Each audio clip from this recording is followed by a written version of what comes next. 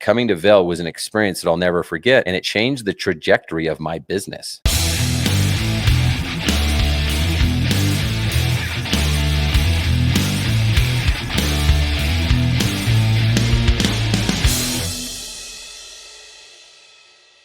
I do want to kind of talk to you guys about something real quick. I'm actually up in Vel. I told you when we started the show, I'm in Vel, Colorado. And, I live in Utah. So do I need to come to Colorado? But 8 years ago, I was doing the math, and it was 8 years ago that I came to Vel for my first time. I grew up skiing in Utah, and I had no idea what people, I had clients in Texas that said they went skiing in Vel. And I was just like, why would you go to Vel when Utah is awesome? And so I was invited to come to Vel one year, and I came, and my mind was blown. And coming to Vel was an experience that I'll never forget. And it changed the trajectory of my business. I spent time and money away from my business, but the things I saw here literally changed everything. The current prices for a lift ticket here is around $245 a day. I saw it on the price board or whatever. Private lessons, which a lot of people get their kids in private lessons, $1,465 a day. Condos go for $20,000 to $70,000 for the week. And then of course, on top of that, there's dinner and shopping and stuff like that. And so part of the reason that I come back to Vel is to remind me of this Vel experience so I can see it for myself and feel it. Literally just walk out and ski there. Whereas when I ski at home, I take my kids to Brighton. We park in the back of the parking lot. We pack our lunch. We hike across the parking lot to go ski, and we come back and eat lunch. We eat PB&Js in our car with Cheetos and Dr. Pepper and stuff. So it's just a completely different experience. But the reason I want to share this with you is because I learned a very valuable lesson coming here, and it was that you are not your customer, okay? And a lot of times we want to make decisions for them, but honestly, don't make decisions for your clients. You don't have the capacity. You're not qualified. In fact, you wouldn't spend what they spend on a vacation, and maybe you are. Maybe you're spending $70,000 for a week in Vel or whatever, but you wouldn't spend what they spend on a house, a car. So why, when it comes to your business and doing landscape lighting, why do you feel the need to suddenly help them save money, right? Why are you so invested into this? And I want to talk about economics for a minute. I actually did learn something in college, guys. I got a marketing degree. I got an MBA, sat through a lot of boring classes, but I do remember sitting in an economics class talking about price elasticity. And I don't know why I remembered that of all the things, because I probably remember 10 things if I really thought about it about college. But price elasticity was literally something I remember learning. And it basically states the measurement of the change in demand for something when you change its price. So think about that for a minute. It's basically measuring when you change something's price, how does that affect the demand for it? Most of the time you think you raise the price, the demand's going to go down. But actually for certain items and services, you can raise that price and you can actually increase demand because people view it as more valuable now, right? But oftentimes you lower that price and you can increase demand. But it's just basically a relationship between changing your price and how that affects demand, right? So that's price elasticity. And by the way, this is data. This isn't like actual science. This isn't what you or I think. It's not what you or I think landscape lighting is worth. It's just how it works. It's how economics works, supply and demand. So it just means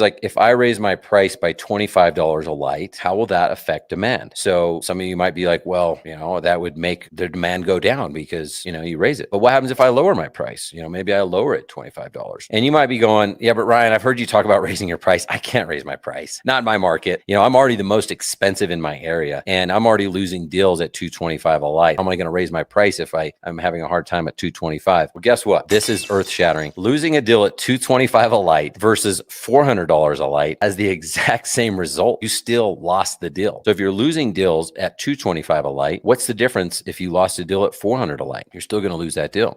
Kind of joking around a little bit, but at the same time, if you can't close a light at $225 a light, the problem isn't your price. The problem is you, right? It's not really you. It's just your sales process, right? It could be you're qualifying. It could be you're in front of the wrong person. There's a lot of different things that it could be. But my point is this: if I could convince you to raise your price just a little bit on your journey to get to that $400 a light, imagine closing deals at $400 a light and what that would do for your business. Because now suddenly you can afford to become who you want to be. Now suddenly you do have some money in the bank. So you're not going to have the same excuse of well, I can't afford to hire a salesperson. I can't afford to hire someone in the office. Those excuses go away because now you do have money and you can afford that, right? But if you are on that lower end of the pricing scale, I've met people that are charging $150, $175 a light, right? And that may work for a season, but it's not going to allow you to grow in the business that you want to be or that you need to be to sustain, right? And if you're going to be a business owner, you want to be in this thing for the long haul, because those first couple of years, those are the worst years of owning a business. They're the hardest. It's really, really difficult. You don't have traction. You don't have momentum. You don't have repeat clients. Best part of owning a business is getting to year 5 and 10 when you've actually got a business built. It doesn't require you to do everything, right? And so I want to highly encourage you to raise your price. Let's say you decide today, okay, I'm going to listen to this guy. I actually don't want to, but I'm finally going to. I'm just going to raise my price by $25 a light. Like average small lighting company, if you're doing like a few $100,000 a year, does about 1,000 lights a year. So if you raise your price by $25 a light, you don't even sign up for Landscape Lighting Secrets. You literally don't spend any more money than you're currently spending on marketing or on employees or anything like that. The only change is raising your price by $25 a light. You're going to make an extra $25,000 profit because you didn't hire me, you didn't buy trucks, you didn't do it. It's just going to have free $25,000, right? So that's amazing, right? And this price elasticity, what I recommend doing is going up even higher than that. And you'll find where in your market, you can keep charging more. Just raise your price by $10, $20 a light, and you'll feel it. You'll feel when people really start to, like someone once told me,